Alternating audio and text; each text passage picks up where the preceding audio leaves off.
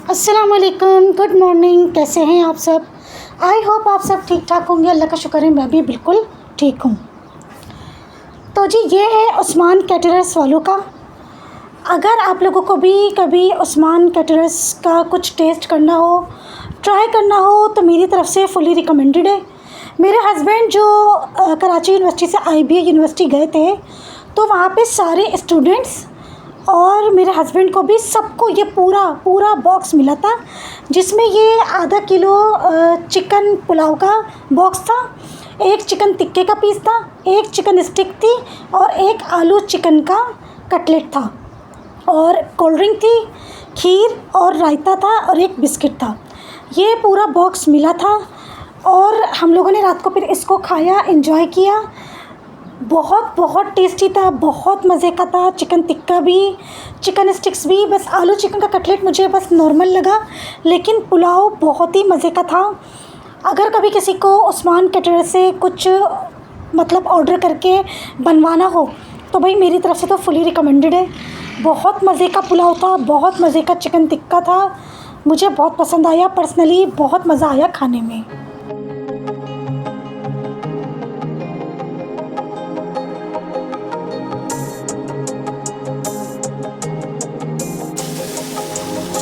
गर्मियाँ क्या स्टार्ट हुई हैं, दिमाग ऐसा लग रहा है जैसे कि बिल्कुल ब्लैंक हो गया हो। कुछ समझ नहीं आ रहा क्या पकाऊं क्या ना पकाऊं। असल में रात में खाने का दिल ही नहीं चाह रहा है। ऐसी बात नहीं है कि दाल सब्ज़ी सामने आ गई तो खाने का दिल नहीं चाह रहा, ऐसी बात नहीं है। चाहे चिकन कढ़ाई सामने रख दो, चाहे कौरमा रख दो, कुछ भी XYZ ऐसे मुर्गा मुसल्लम टाइप के भी खाने रख दो, रात में खाना खाने का दिल ही नहीं चाह रहा है। और सबसे बड़ी बात, दिमाग ऐसा ब्लैंक हो गया है कि कुछ समझ में ही नहीं आ रहा है कि पकाऊं तो क्या पकाऊं।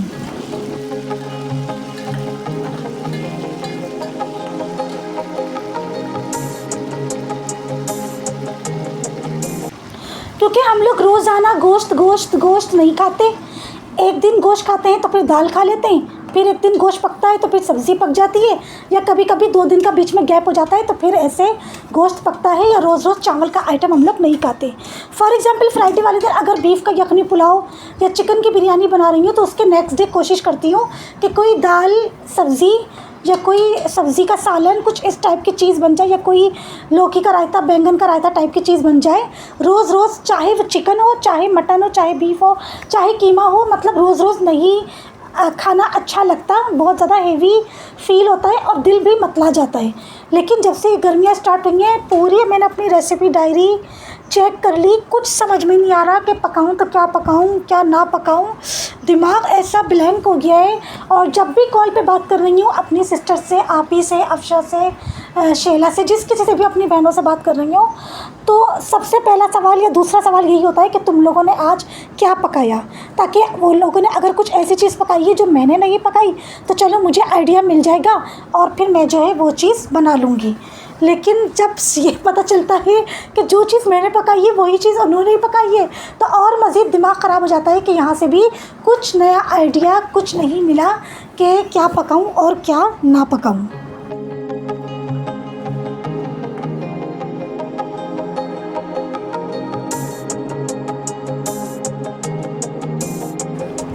बीफ स्टू हमेशा बाजी की रेसिपी का बनाती हूँ। बहुत सारी रेसिपीज़ बाजी की फ़ॉलो करती हूँ, बहुत सारी आपी की, बहुत सारी शैला की और बहुत सारी भाभी की भी। असल में तो कुकिंग मैंने भाभी से ही सीखी है, लेकिन जो बिरयानी बनाती हूँ, बिरयानी मैंने सीखी है शादी के 4.5-5 साल के बाद भाभी से। और भाभी की रेसिपी की बिरयानी पकाते पकाते जब परफेक्ट हो गई तो फिर नदीम भाई की रेसिपी को फॉलो किया था। लेकिन अब जो मैं बिरयानी बना रही हूँ, समझे वो आधी रेसिपी नदीम भाई की है और आधी रेसिपी भाभी की है। और माशाल्लाह दोनों की रेसिपी को मिक्स करके जो न्यू रेसिपी मैंने ईजाद करी है, तो माशाल्लाह से बिरयानी तो मेरी बिल्कुल एंड जिसे बोलते हैं ना, वो वाले जायके वाली माशाल्लाह बिरयानी मैं बनाने लगी हूँ। शुक्र अल्लाह का, अल्हम्दुलिल्लाह। अल्लाह नज़र बस से बचाए, इतना परफेक्ट मैं हो गई हूँ बिरयानी पकाने में।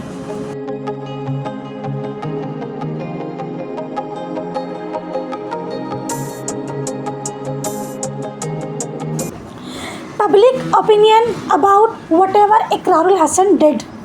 भाई सब ने अपना अपना ओपिनियन दिया है, सब अपना अपना ओपिनियन दे रहे हैं।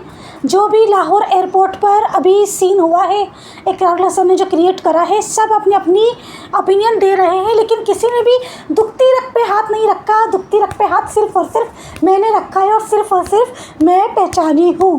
पहले तो मैंने आप ही को कॉल पे बताया, आप ही को तो पता ही नहीं था। फिर मैंने आप ही को कॉल पर बताया, तो फिर मैंने भी आप ही से यही बात बोली कि आप ही कोई भी नहीं पहचान सका कि इकरारुल हसन ने एयरपोर्ट पे जो कुछ भी किया है वो क्यों किया है, कोई भी पहचान नहीं सका। वो सिर्फ मैं पहचानी हूँ। और अगर मैं गलत कह रही हूँ तो प्लीज़ आप लोग मुझे कमेंट में ज़रूर बताइएगा कि मैं गलत पहचानी हूँ कि सही पहचानी हूँ। तो जो 3 शादियाँ करके इकरारुल हसन दिमाग से हो गए हैं फारिग। 3 बीवियाँ उनसे संभल पा नहीं रही हैं, और तीनों बीवियों की जो फ्रस्ट्रेशन थी वो उन्होंने एयरपोर्ट पे ऑफिसर पे निकाल दी।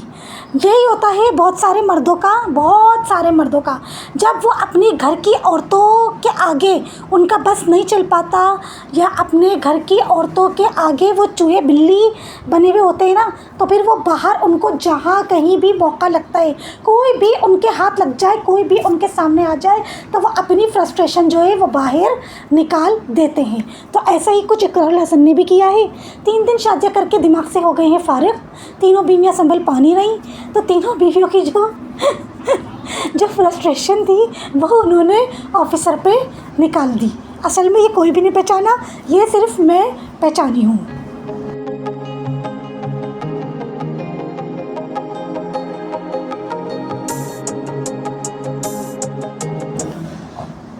फर्स्ट टाइम जब मैंने इस बीटर का रिव्यू दिया था तो बहुत अच्छा रिव्यू दिया था, लेकिन क्या होता है कि जब हम कोई न्यू चीज़ यूज़ करते हैं, first time, second time, third time जब हम उसको यूज़ करते हैं, तो फिर जाके हमें सही मायनों में समझ में आती है कि ये चीज़ कैसी है इस यूज़ करने में।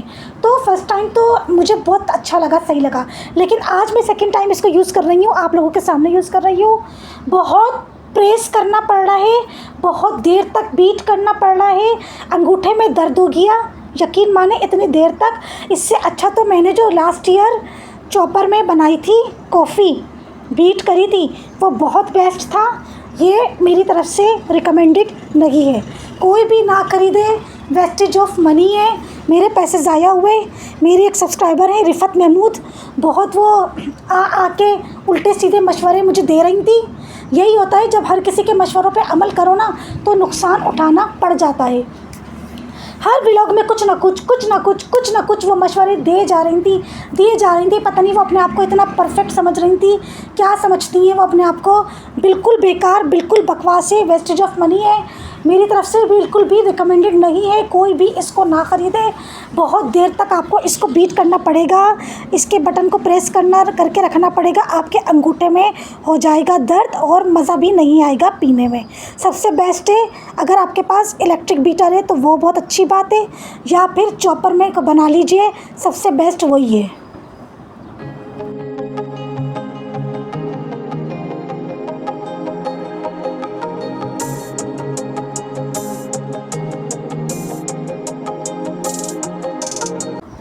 मैं व्लॉगिंग कर रही हूँ, मैं आप लोगों को टिप्स देती हूँ, इसका मतलब ये नहीं है कि गन पॉइंट पर मैं आप लोगों को बोलूँ कि आप लोगों ने भाई मेरे ही मशवरे को, मेरे ही टिप्स को फॉलो करना है। मैं टिप दे रही हूँ, अब आपकी मर्ज़ी है, आप लोग इसको फॉलो करें ना करें, या क्या पता आप लोग उसको फॉलो करें, आप लोगों को कंफर्टेबल सूटेबल फील ना हो, आप लोगों को अच्छा ना लगे, तो ज़रूरी तो नहीं है ना कि मैं जो आपको टिप्स दे रही हूँ आप लोग भाई नहीं, आप लोगों ने यूज़ करना है, उसको फॉलो करना है। तो इसी तरीके से वो मेरे हर व्लॉग में आकर इतने लंबे कमेंट्स करके अल्लाह मुझे इतना फ्रस्ट्रेटेड कर देती थी, मतलब पत्थर पे लकीर उनके जो टिप्स होती थी ना वो मुझे देती थी कि ये करें, ऐसे मतलब वो कमेंट्स करती थी, ऐसा लगता था जैसे कि गन पॉइंट पर वो मुझे अपने टिप्स फॉलो करने का बोल रही हैं। तो ऐसे नहीं होता, आप लोगों को जो सूटेबल लगे, आप लोगों को जो अच्छा लगे, क्या पता ये इलेक्ट्रिक बीटर, कॉफ़ी बीटर आप लोगों को ज़्यादा अच्छी तरीके से यूज़ करना आता हो, मुझे नहीं यूज़ करना आ रहा, मुझसे नहीं यूज़ हो पा रहा, सही तरीके से नहीं बन पा रही इससे कॉफ़ी। तो मैंने अपनी जो मेरा वो था ओपिनियन था वो मैंने आप लोगों को दे दिया। अब आगे आप लोगों की मर्ज़ी, आप लोगों को जो अच्छा लगे आप लोग वही करिएगा।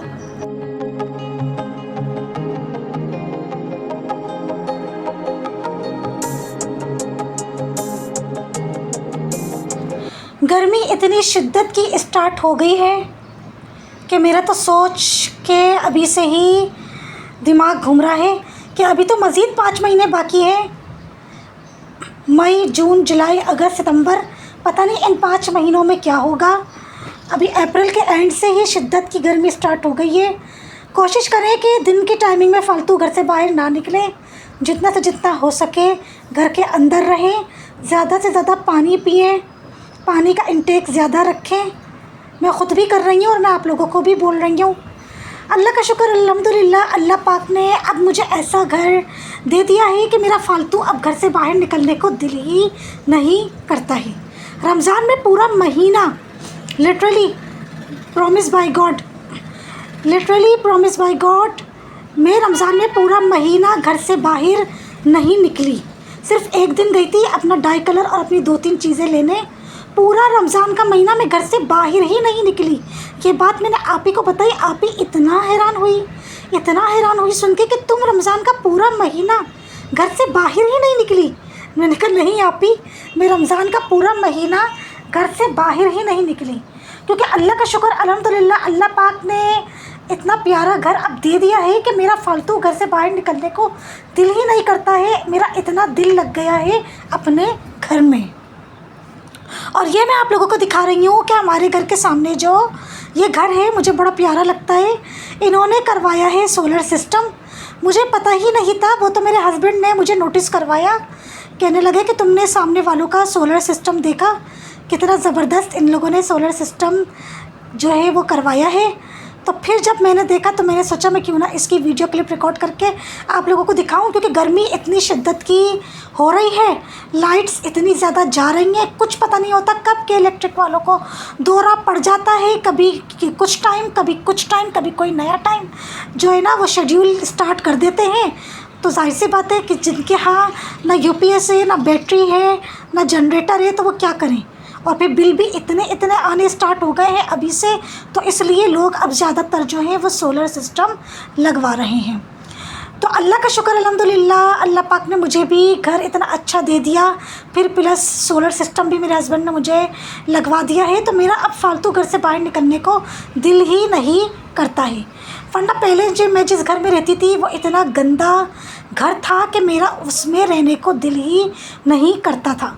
बस सुबह मैं काम कर लेती थी और अगर कुकिंग वगैरह भी कर लूँ, मेरा दिल चाहता था कि मैं घर से कहीं मतलब चली जाऊँ, घर में ना रहूँ, बस कहीं भी चली जाऊँ।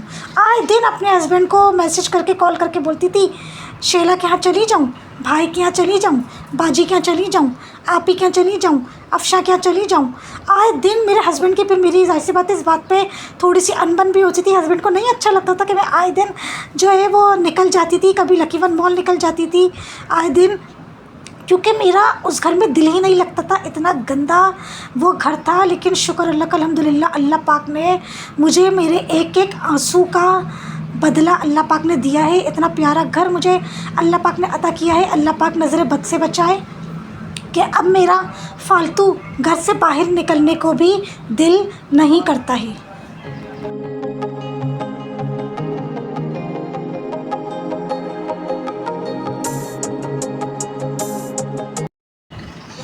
मेरी भांजी अलीशा जब भी वो बाजी के यहाँ रुकने आती है, मुझे कॉल करके स्पेशली बुलाया जाता है। मैं तब भी नहीं जाती हूँ, बहुत कम जाती हूँ, वरना हर बार कोई ना कोई बहाना बना देती हूँ। मेरा अब बिल्कुल भी मतलब कोई बुलाता भी है ना तो भी मेरा जाने का दिल नहीं करता है। अभी मेरी भतीजी की शादी हुई थी, उसके नेक्स्ट डे मुझे भाभी ने स्पेशली कॉल करवा के बुलवाया कि आ जाओ, तुम भी आ जाओ, उसको लेने जाना है, नाश्ता लेकर जाना है उसके ससुराल, तुम भी चली चलो। और यकीन माने मैं नहीं गई, मैंने मना कर दिया क्योंकि मेरी नींद भी पूरी नहीं हुई थी। चाहती तो मैं जा भी सकती थी, लेकिन मैंने मना कर दिया था, बहाना बना दिया था कि मेरी नींद पूरी नहीं हुई है, मैं नहीं आ सकती हूँ। वरना इतना अच्छा मौका कौन जो है ना वो गंवाता है, जब दुल्हन के नेक्स्ट डे, शादी के नेक्स्ट डे उसके घर नाश्ता ससुराल लेकर जाना होता है, सब इंतज़ार में बैठे हुए होते हैं। मुझे स्पेशली भाभी ने कॉल करके बुलाया और मैं फिर भी नहीं गई। माशाल्लाह अल्हम्दुलिल्लाह, इतना अब मेरा दिल लग गया है अपने घर में। सुबह के सारे काम निपटा कर उसके बाद कोशिश यही होती है वीडियो रिकॉर्ड्स करूं, एडिटिंग करूं, इसी में सारा दिन निकल जाता है। नमाज में, कुरान में, कुकिंग में, इसी में मेरा सारा दिन निकल जाता है और मेरा अब फालतू घर से बाहर निकलने को दिल नहीं करता है। यही दिक्कत था मेरा आज का व्लॉग। आपसे लूँगी इजाज़त, मिलूँगी एक नए मज़ेदार से व्लॉग में। अपना बहुत सारा ख्याल रखिएगा। तब तक के लिए अल्लाह हाफिज़, गुड बाय।